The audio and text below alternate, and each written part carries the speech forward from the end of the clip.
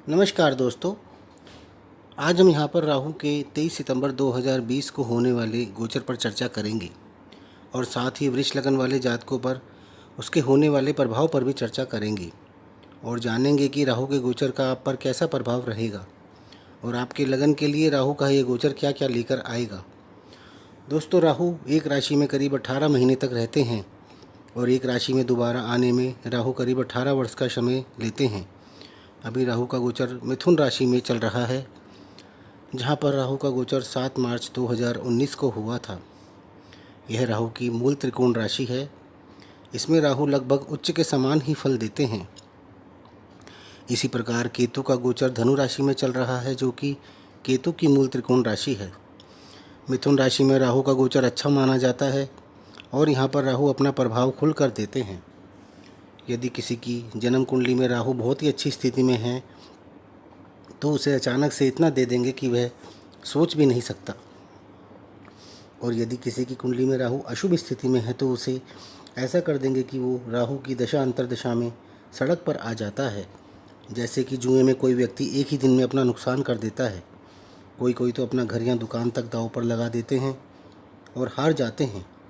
आजकल के समय में कितने ही लोग मैच पर सट्टा लगाते हैं और हार जाते हैं, और जो लोग जीतते हैं उनकी जन्म कुंडली में निश्चित ही राहु की स्थिति बहुत अच्छी होती है। राहु केवल बुरा ही नहीं करते, कितने ही लोगों को उन्होंने रातों रात अमीर भी बनाया है। जिनके पास कुछ नहीं था उसको राहु ने बहुत कुछ दिया है। उसे धरती से आकाश पर बिठाया है और घमंड में जी रहे कितने ही लोगों को अपनी दशा अंतर्दशा में आकाश से धरती पर भी बिठाया है। राहु शनि के समान फल देते हैं, जबकि केतु मंगल के समान फल देते हैं। राहु की महादशा 18 वर्ष की होती है। जिनकी कुंडली में राहु शुभ स्थिति में है और उनकी राहु की महादशा शुरू हो गई है, ऐसे लोगों को राहु ने राजनीति, फिल्म इंडस्ट्री और कितने ही बड़ी बड़ी फील्ड में बहुत ऊंचे ऊंचे मुकाम पर पहुंचा दिया है। आप नेताओं, फिल्म स्टार्स की कुंडली खोल कर देखिए, ज़्यादातर लोगों की कुंडली में राहु शुभ स्थिति में है और उनकी लाइफ सेटल की स्टेज पर उनको राहु की महादशा भी मिल गई है और वो चढ़ते ही चले गए हैं। आज कई लोग देश की नामी हस्तियों में भी शामिल हैं। इसके अलावा राहु गंभीर बीमारियों के भी कारक होते हैं। शरीर में उदर रोग व कैंसर की गांठ व तरह तरह के इन्फेक्शन का कारक भी राहु ही होता है। जो लोग बहुत ज़्यादा बोलते हैं उन पर भी राहु का ही प्रभाव होता है। आप उनकी कुंडली देखिए, उनकी जन्म कुंडली में या तो वाणी भाव में राहु स्थित मिलेंगे या उस भाव पर राहु की दृष्टि होगी। राहु का शुभ स्थिति में होना और उस भाव पर शुभ ग्रहों की दृष्टि जातक को एक कुशल वक्ता बना देती है, और राहु का गलत राशि में होना या बुरे प्रभाव वाले लोग उल्टा बोल बोल कर अपना नुकसान पे नुकसान करते रहते हैं। और एक समय ऐसा आता है जब कोई उनसे बोलना ही पसंद नहीं करता है। अंतरिक्ष की ऊंचाइयों पर पहुंचने वाले यात्रियों व अंतरिक्ष इंजीनियर की कुंडली में राहु बहुत ही शुभ स्थिति में होते हैं, क्योंकि राहु ऊंचाइयों के भी कारक हैं। एरोप्लेन उड़ाने वाले पायलट और उनकी सहकर्मी व एयर होस्टेस की कुंडली में भी राहु बहुत ही शुभ स्थिति में होते हैं, क्योंकि ये लोग भी अपना कार्य आसमान की ऊंचाइयों पर ही करते हैं। हम इसे ऐसे भी कह सकते हैं कि जिनकी कुंडली में राहु अच्छी स्थिति में होता है, ऐसे जातक ही इंजीनियर, अंतरिक्ष यात्री, पायलट व एयर होस्टेस तथा एक अच्छे पॉलिटिशियन बन सकते हैं। एक अच्छा पॉलिटिशियन बनने के लिए भी आपका राहु अच्छा होना बहुत ज़रूरी है। एक अच्छा वक्ता होना बहुत ज़रूरी होता है, और जो एक अच्छा वक्ता होता है वही एक अच्छा पॉलिटिशियन भी हो सकता है। राजनीति में सूर्य का भी रोल होता है, किंतु सूर्य सत्ता व सरकार का कारक है। राजनीति में होना और सत्ता में होना या सरकार में होने में फ़र्क होता है। आपके परिवार में जो भी बुजुर्ग व्यक्ति होते हैं, जैसे आपके दादा या दादी भी राहु के ही प्रतीक हैं। आपको उनकी जितना हो सके सेवा करना चाहिए। इससे आपकी कुंडली में राहु की स्थिति सुधरती है। आपकी कुंडली में जब भी राहु की दशा या अंतर्दशा आती है, इसमें आपको गंगा स्नान करने का भी अवसर प्राप्त होता है। ऐसा कहा जाता है कि राहु की दशा में जातक को तीर्थ यात्राएं करने का भी अवसर मिलता है। जब किसी जातक की कुंडली में राहु की स्थिति खराब होती है तो वह जातक हमेशा दूसरों की निंदा ही करता रहता है। वह हमेशा स्वयं को ऊंचा और दूसरों को नीचा दिखाने का ही प्रयास करता रहता है। उसकी बातों में ज़्यादातर दूसरों की बुराइयां ही शामिल होती हैं। ऐसे जातक में धर्म में रुचि कम होती है और दिखावा ज़्यादा होता है। ऐसे जातक अपने आगे किसी की नहीं चलने देते। ऐसा भी कहा जाता है कि राहु की स्थिति ही हमारे पिछले जन्मों के फलों का निर्धारण भी करती है, क्योंकि राहु की स्थिति से ही हम ग्रहण दोष, पितृदोष व काल सर्प दोष का भी निर्धारण करते हैं, जिसके हमें समय रहते उपाय भी कर लेने चाहिए। अन्यथा यह दोष हमें लंबे समय तक परेशान करते हैं और फिर इसके उपाय भी लंबे समय तक करने पड़ते हैं, किंतु यह ठीक होते होते आप अपने कार्य क्षेत्र व जीवन में कई तरह की परेशानियां झेल चुके होते हैं। इसलिए आपके बच्चों की कुंडली में यदि आप पितृदोष, ग्रहण दोष या काल सर्प दोष देखते हैं तो इसका उपाय आपको पहले ही कर लेना चाहिए, जिससे कि आपके बच्चों को जीवन में परेशानियों का सामना ना करना पड़े।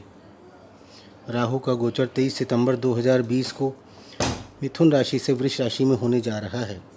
वृष राशि के स्वामी शुक्र हैं और शुक्र सुंदरता, भोगविलास, राजसी ठाठ, यौन संबंध, आभूषण, बहुमूल्य वस्तुएं, डांस, म्यूज़िक, एक्टिंग के भी कारक हैं।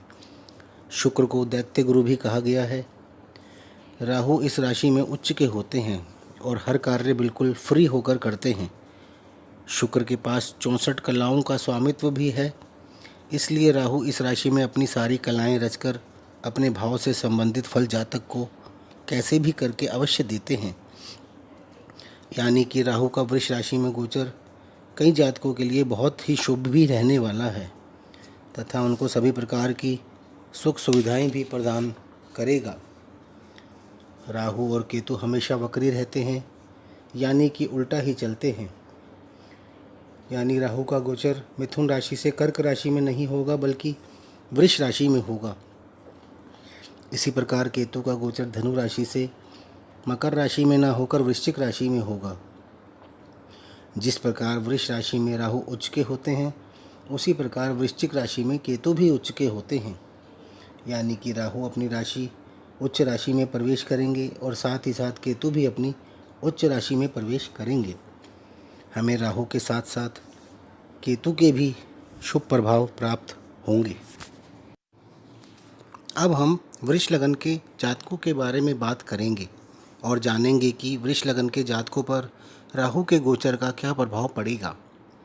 वृष लगन के जातकों की कुंडली में राहु का गोचर अभी दूसरे भाव में चल रहा है, यानी कि धन भाव में है, जिस वजह से आपकी सेविंग्स हो पाना बहुत मुश्किल हो रहा है और आपकी वाणी में भी थोड़ी कठोरता आ ही जाती है। 23 सितंबर 2020 को राहु का गोचर वृष राशि यानी कि आपके लगन में हो जाएगा। लगन यानी कि आप स्वयं होते हैं। आपकी मेहनत बढ़ सकती है, लेकिन रिज़ल्ट आपको अच्छे ही मिलेंगे, क्योंकि लगन, केंद्र व त्रिकोण दोनों ही स्थान माने जाते हैं और राहु का केंद्र व त्रिकोण में होना भी शुभ माना जाता है। और राहु अपनी उच्च राशि वृष में भी हैं। निश्चित ही आपको इसके पॉजिटिव रिजल्ट्स ही मिलेंगे। बस आप थोड़ा भ्रम में रह सकते हैं, क्योंकि राहु का कार्य भ्रम पैदा करना होता है, जिस वजह से आप बड़ी बड़ी बातें करके अपना नुकसान भी कर सकते हैं। इसलिए कोई भी कार्य या प्रॉमिस करते समय ओवर कॉन्फिडेंस में ना रहें। सब कुछ अच्छे से सोच समझकर ही कार्य करें, क्योंकि राहु आपके लगन में होगा और आप पर राहु का पूरी तरह से प्रभाव भी रहेगा। इसलिए आप में थोड़ा सा अहंकार भी आ सकता है। आपको हर कार्य बहुत सावधानी से करना होगा, क्योंकि सप्तम भाव से केतु की दृष्टि भी आपके लगन पर होगी। राहु की दृष्टि से आपके पंचम, सप्तम व नवम भाव भी प्रभावित होंगे। आप यदि स्टूडेंट हैं तो आपकी एजुकेशन अच्छी चलेगी, किंतु मेहनत थोड़ी ज़्यादा ही रहेगी। प्रेम संबंध भी सही चलेगा, किंतु छोटी मोटी तकरार होनी शुरू हो सकती है। आपको यदि संतान होने वाली है तो उसमें भी कुछ प्रॉब्लम हो सकती है। आपकी यदि पहले से ही संतान है तो उससे कुछ मनमुटाव भी होना संभव है। शेयर्स व सट्टे में पैसा सोच समझ कर लगाएं। सप्तम भाव पर दृष्टि से आपके वैवाहिक जीवन में कुछ उलझने होना भी संभव है, क्योंकि उच्च के राहु की दृष्टि आपके सप्तम भाव पर होगी, जिससे आपके बिजनेस पार्टनर से भी आपका कुछ विवाद हो सकता है। आप यदि अविवाहित हैं तो आपका विवाह में भी देरी हो सकती है। आपकी ईगो इस समय में बहुत हाई भी रह सकती है। आप किसी बात को मानने को जल्दी से तैयार नहीं होंगे। नवम भाव पर दृष्टि से आपके पिता से भी कुछ मनमुटाव होना संभव है, क्योंकि आप अपने पिता की बातें मानने को भी जल्दी से तैयार नहीं होंगे। आप इस समय धार्मिक भी रहेंगे और सामाजिक कार्यों में हिस्सा भी ले सकते हैं। अपनी उच्च शिक्षा के लिए भी मेहनत करेंगे। आप जॉब के साथ साथ पढ़ाई भी कर सकते हैं। तो दोस्तों, ये था वृष लगन के जातकों के लिए राहु के गोचर के प्रभाव। आपको यदि ये वीडियो पसंद आए तो इसे लाइक अवश्य करें, साथ ही हमारे चैनल को सब्सक्राइब भी करें। धन्यवाद।